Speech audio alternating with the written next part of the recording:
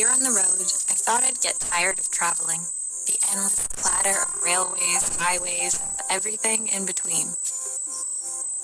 But as my train pulled into the station at Bellariva, I felt every bit as excited as the first day of my journey. A whole year. It felt like a lifetime. The places I'd seen, the people I'd met, of course, forgotten. A whole year. It felt like a lifetime. I'm a restorer by trade. Bringing our most beloved possessions back to life is what I love to do. I'd been traveling. Bellariva was my chance to take a break. Unfortunately, that would have to wait until after I'd unpacked.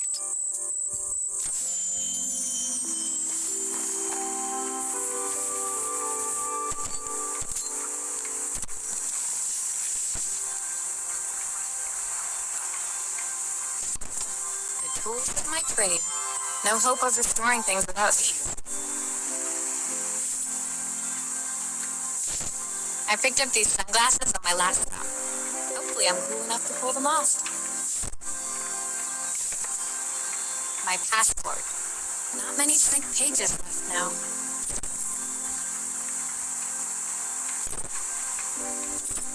I saw a guitarist wearing these at a show once. Rock and roll repair woman, at your service.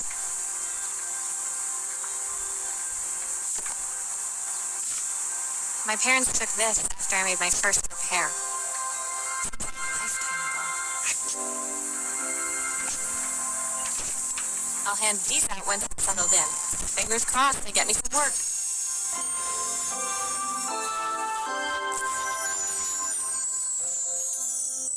Finally, I'd made it to Bellariva. I'd come for the food festival, taking place in a few days' time. After living off TV dinners and instant ramen for the last few months, I was craving a decent meal. Of course, I'd need to earn enough money to pay for it, so I figured I'd head out the next day and find some work. My parents never wanted me to go. They wanted me to stay in their shop and have a simple, stationary life. I knew there was a world out there, beyond the four walls of our antique store, that I had to be a part of. I daydreamed constantly about the weird and wonderful places each of our antiques came from. I loved figuring out their stories, revealing the memories hidden beneath the screws. My story in Bellariva began with a little girl, and a voice she was longing to hear.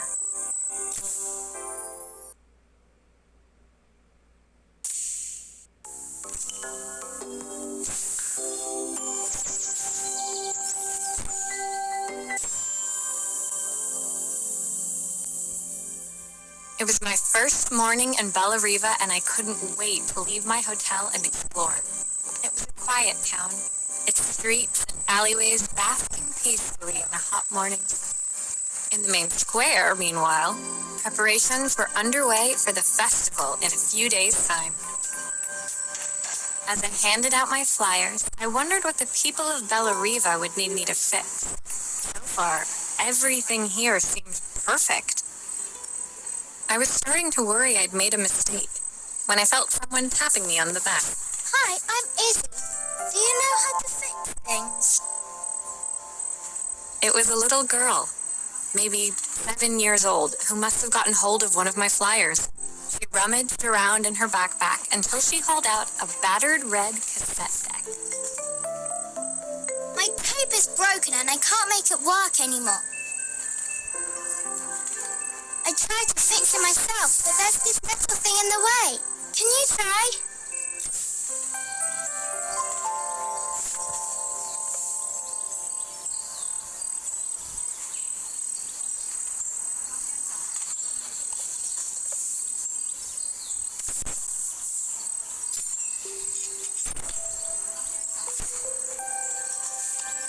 Aha!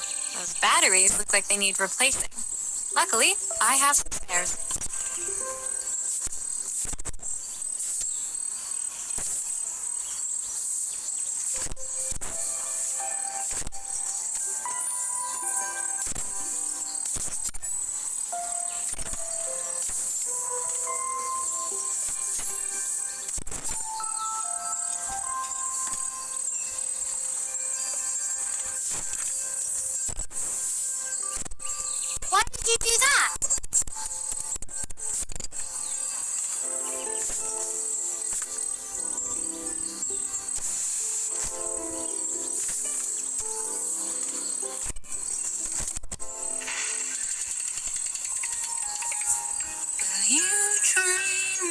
dream of me.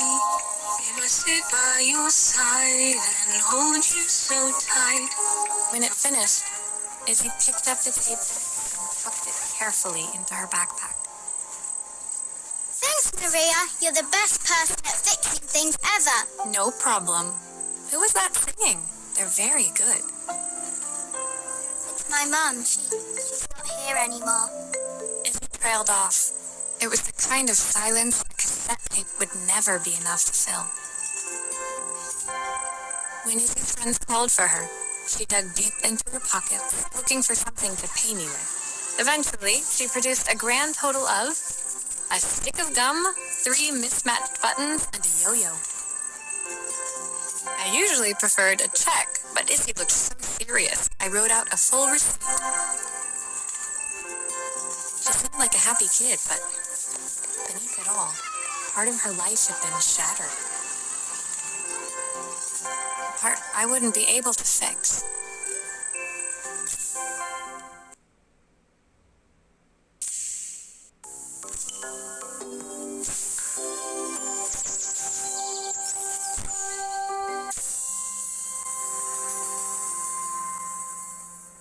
My first repair complete, I spent the rest of the day doing small jobs in and around the square.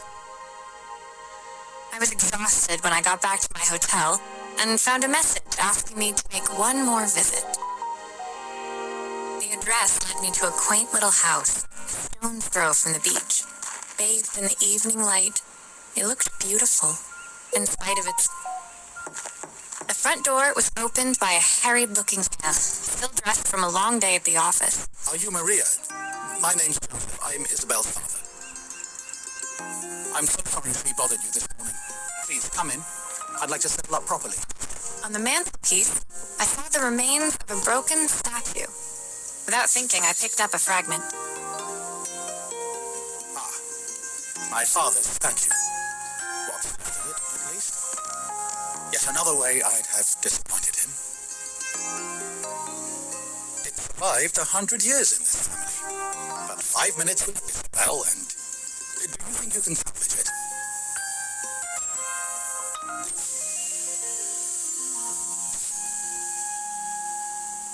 Will you be able to see the blue afterwards? I don't want people filling the cracks.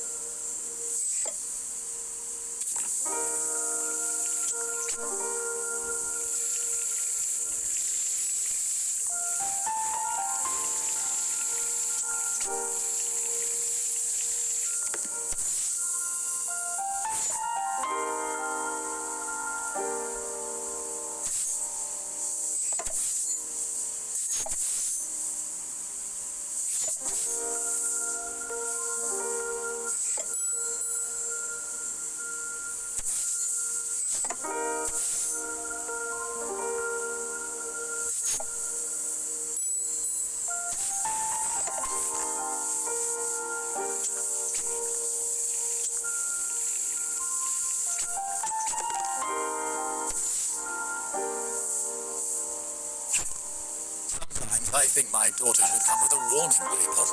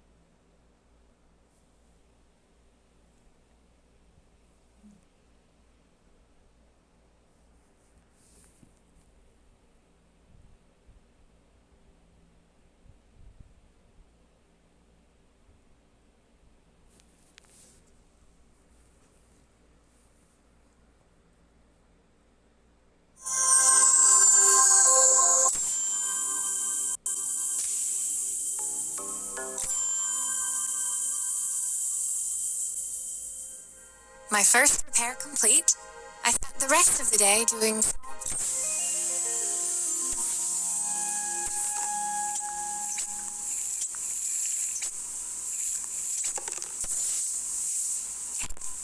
Sometimes I think my daughter should come with a warning label.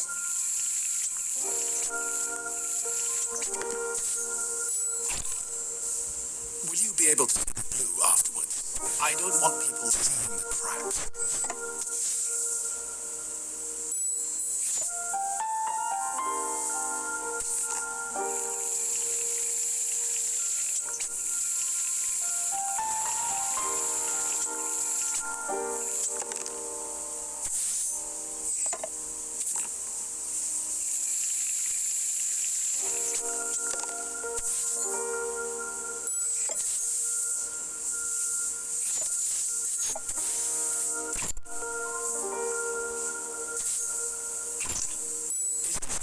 Really strong enough to hold everything together.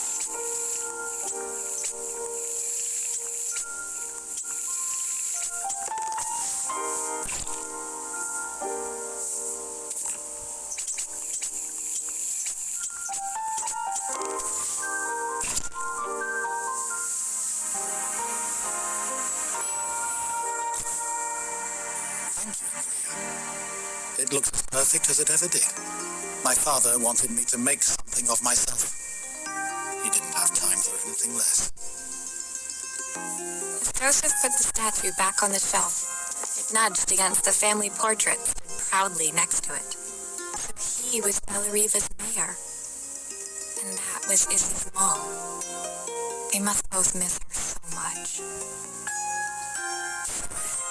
I'm a little tired. I've been working late getting things sorted for the festival. There's only a few days to go. Looks like I'll be working late. Again?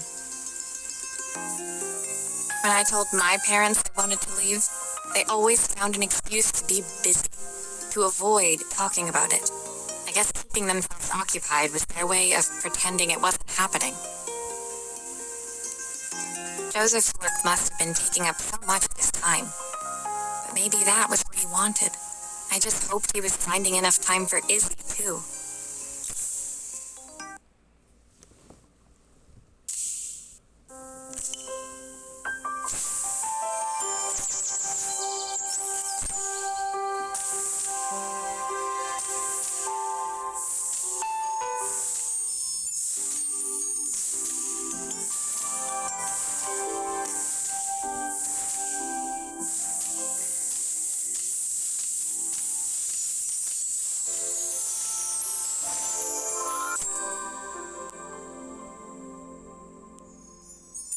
My second day in Bellariva dawned bright and clear.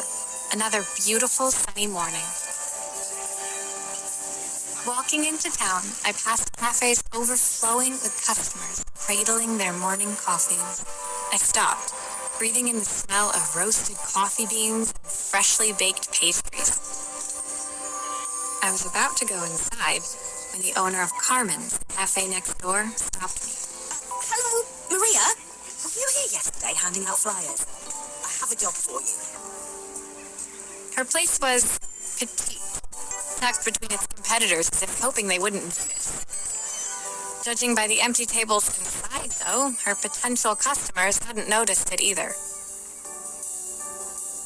It's a bit slow today, but we're just getting started. I'm sure it'll pick up soon. As Carmen chatted, she walked over to the counter and returned with an old rotary phone. At least I've got plenty of time to practice my recipe for the festival. It's a new special I've been working on. I was hoping to call my sister for some, seasoning tips, but it won't connect. Can you see if you can figure out what's wrong?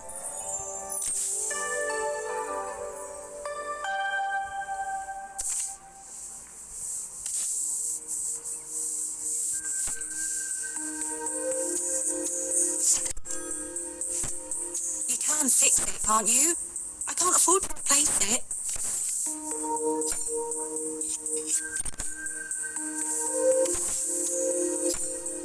Obviously, we'd normally be much busier than this.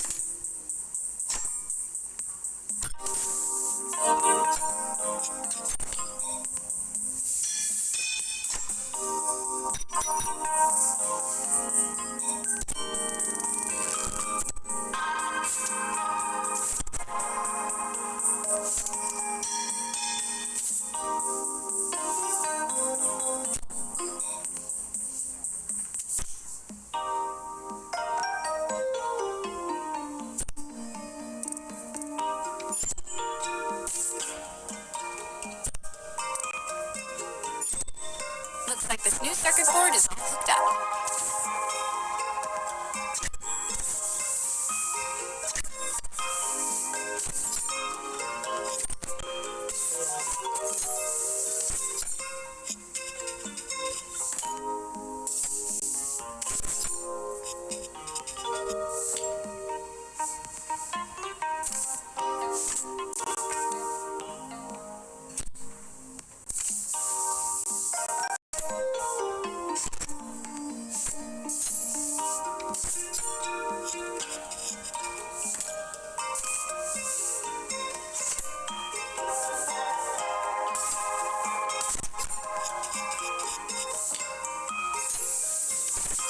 A part I need to attach. Where does it go?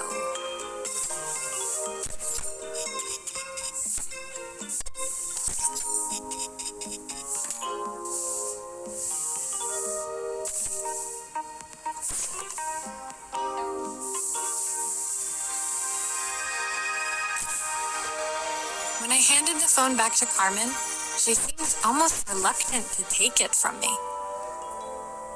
So it's all working now, is it? I don't have to leave it to dry or let it cool down? Nope, it's ready to go. It'll be ringing off the hook in no time. That's if I can pay my phone bill anyway. And the rent and the suppliers. Anyway, take a seat and I'll be right with you. Your coffee's on the house.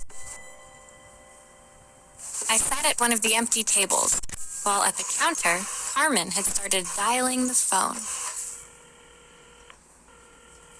Hello? How's my favourite sister doing today? As she talked, Carmen became more and more tense. This didn't seem like a call for some cooking advice. I know I still owe you from last time, but I can't afford to take part in the festival if I don't pay. I could almost feel the eye roll at the other end of the line. You don't need to be here, though. Can't you just put the check in the post? When the call ended, Carmen brought me my coffee, her hands trembling. Sorry about that.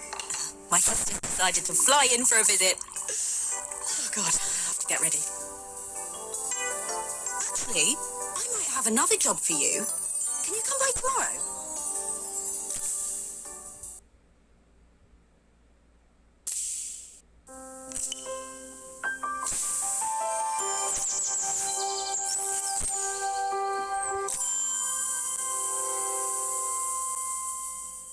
The next day, I'd promised Carmen I'd return to help her get the cafe ready for her sister's arrival. I was about to set out when I received an unexpected call from my hotel's reception desk. Apparently, another guest had asked for me by name. Curious, I took the creaking elevator up to the top floor and made my way to the room number they'd given.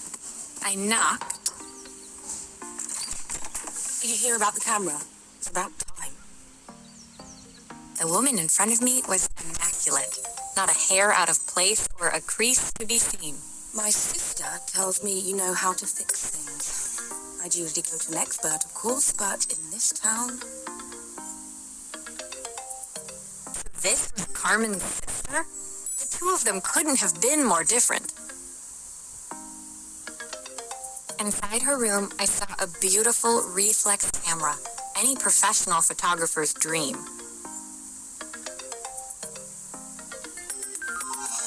The viewfinder is completely dark. I can't see anything through it at all. I assume you can figure out what's wrong.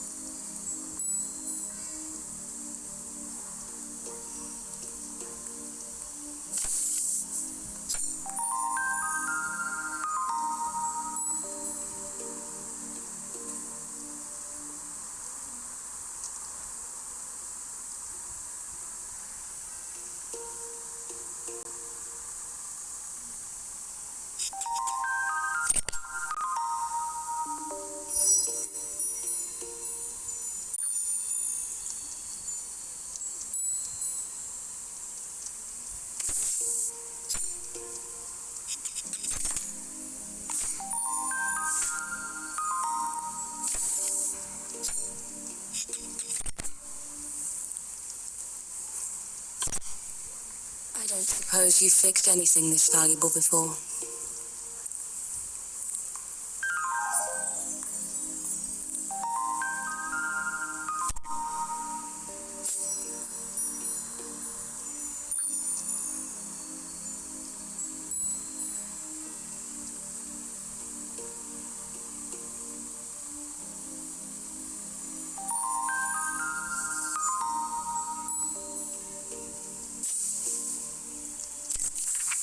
If I used the screwdriver, I could adjust the angle of the mirror.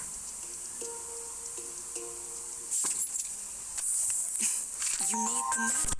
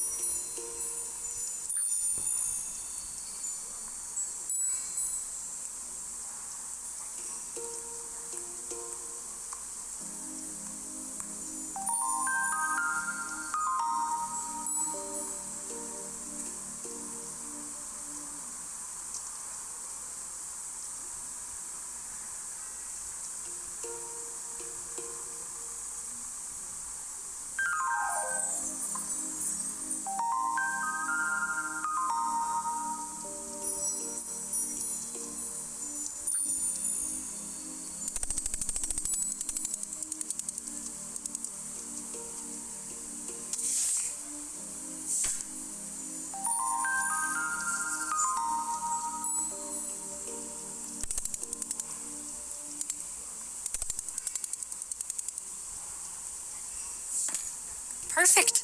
Now the viewfinder should be working.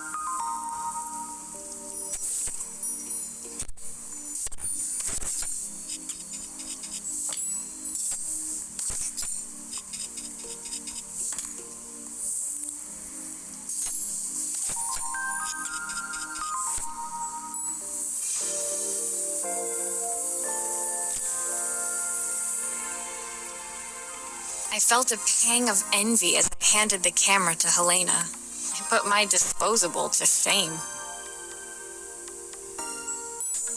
I picked it up on my first trip to Paris. It's a 1958 limited edition, the first of its kind. It cost me 3 months' salary. I had no idea what 3 months' salary meant to Helena, but I was pretty sure it was more than I could afford.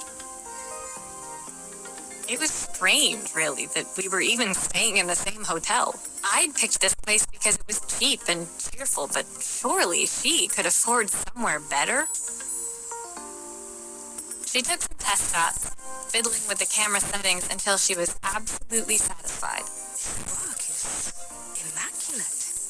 At least there's one person in this town who knows what they're doing.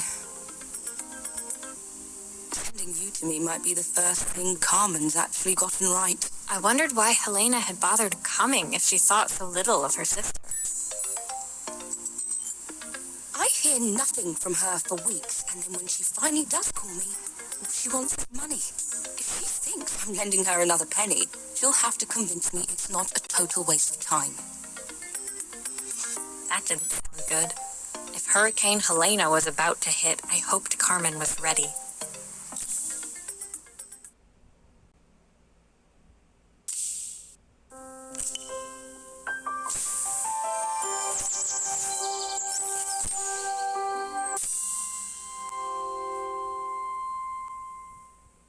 The sun was setting over Bella Riva by the time I reached Carmen's cafe. From the outside, it looked as quiet as ever, but inside, I found Carmen cleaning like her life depended on it. Maria! If Helena finds one speck of dust in here, I'll never hear the end of it. Carmen seemed pleased to see me, but I sensed the fidgeting tension beneath each sweep of her mop. Trying to live up to the standards of someone like Helena seemed like an impossible task. I hope you didn't mind fixing the camera for her. She was furious when it broke. I really need this to go well. If she doesn't lend me the money, I don't know how long I can keep this place going. Carmen led me to a back room, where she laid out the components of what looked like a neon sign. I had this made when I first opened the cafe, but I'm hopeless with electronics. So there was supposed to be a sign outside. This might explain the lack of customers. I'd like to put it up before Helena gets here. Can you give it a try?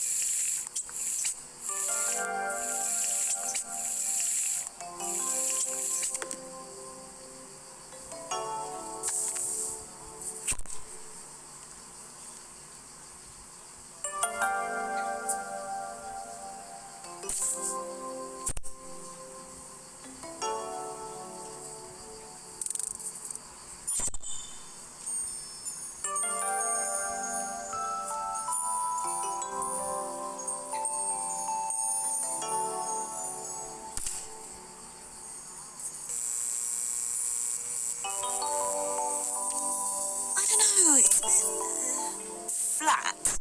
Maybe if it flashes, it'll really catch people's eye. Great idea. I think I have a spare part that could do that.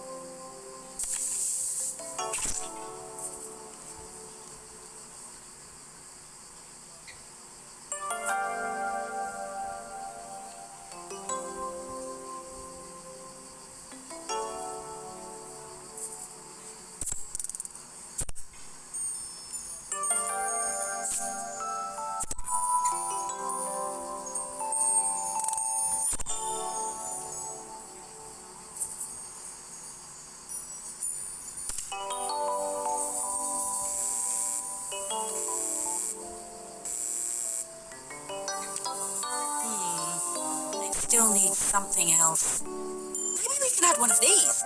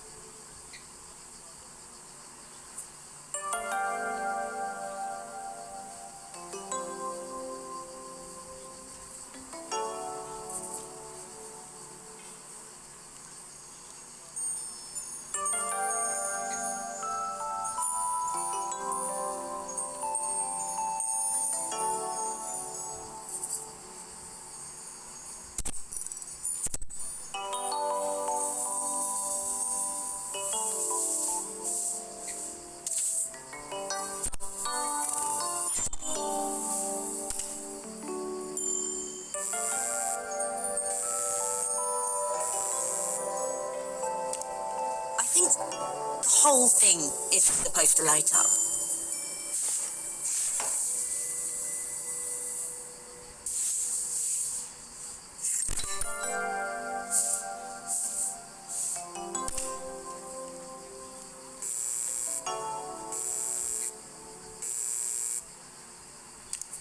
It works! I'll screw everything together again and you'll be set.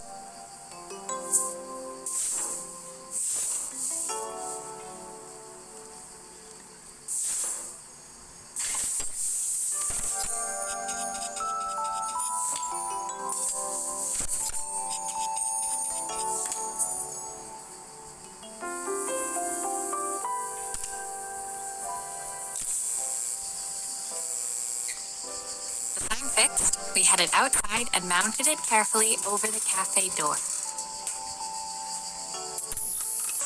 That's perfect, Maria. It looks just how I imagined it. When I had this sign made, it all seemed so simple. Oh, I can't believe I might have to give it all up. I hope I've done enough. The smile froze on her face as she spotted something over my shoulder. I turned to see. Of course, my sister owns the only cafe in this entire town that isn't actually open. For better or worse, Helena had arrived. Carmen opened her mouth to explain, but Helena swept indifferently past her. Finally pausing in the doorway, she turned back towards Carmen. The first thing we're doing is getting rid of that hideous sign. And with that, she disappeared inside. I hoped Carmen's chances of saving the cafe hadn't disappeared with her.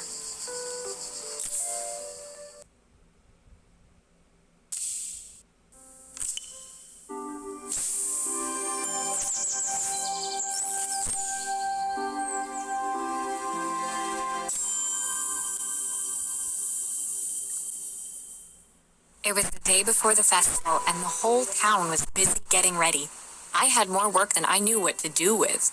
When Joseph called with another job, I was craving the cool quiet of his and Izzy's seafront house. I'd barely reached their front door when I heard someone calling me. Maria, I need your help. Quickly, it's top secret. It was Izzy, peeking out from the side of the house. She beckoned for me to follow her. She led me through to a beautiful, unruly garden overflowing with flowers of every color. Nestled among them was a playhouse, a doorway almost completely obscured by a towering rose bush.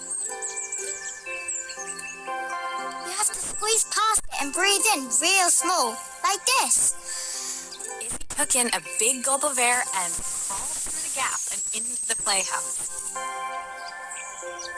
I hadn't planned on crawling in the dirt today, but the life of a repairwoman never did run smooth. On the table inside, there was an electronic toy. Not exactly the usual stock in my parents' antique shop. I had an accident. I didn't do it on purpose or anything, but it won't turn on anymore. Can you fix it for me?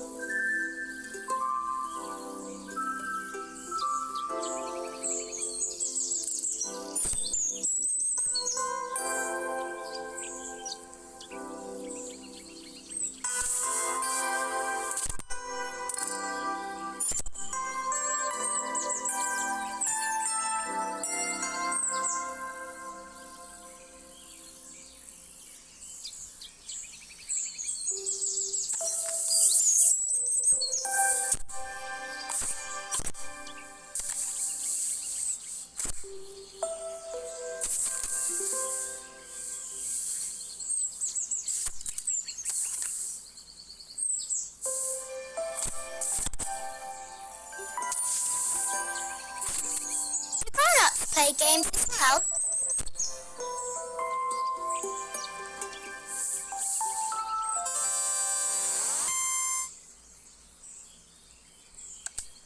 Can you show me how to play? I tried before, but it was so hard.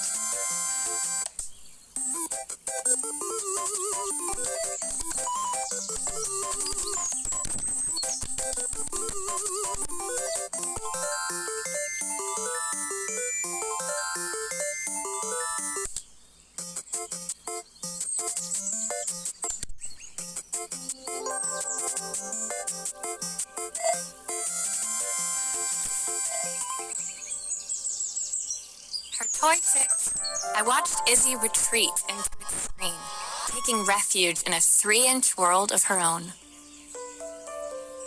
Well, I'd better head inside. Your dad is waiting for me. Please don't tell him about the game. He'll think I broke it on purpose. Why would he think that? Because, well, I kind of dropped it really hard at the wall. Izzy looked down, stuffing her shoes on the worn floor of the playhouse. My dad said I have to go to the stupid festival tomorrow and put on a stupid dress, and I don't want to. All he cares about is working. He never wants to see me unless it's for his job. I'm not going. He can't make... With that, Izzy dove back through the rosebush and disappeared into the wilds of the garden. She was so young. She couldn't be expected to see that her dad was struggling too. It made me think, had I really tried hard enough to understand my parents' point of view? I was so focused on the adventures ahead of me. Maybe I didn't care enough about leaving them behind.